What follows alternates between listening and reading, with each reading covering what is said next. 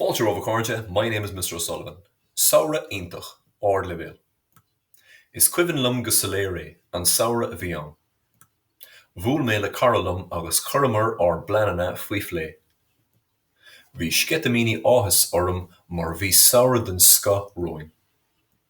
I dtús baire, bheart tíomar chun posta áil, bhí airgid uainn.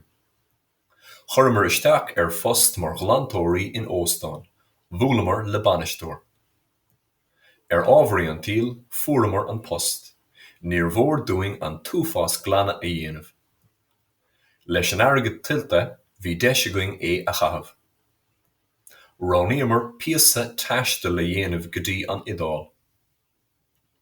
Chonicimar na rorcanna, d'ithamar an bia agus bhainimar tanamhas an rómh.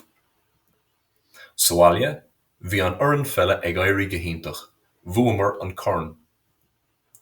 Nuair nach rabhamar ag tréanáil bhí deise going scanán nógó a eicáil. Ní dheannar ionamar dearmid cabhair a chuairt do na daoine gan dín.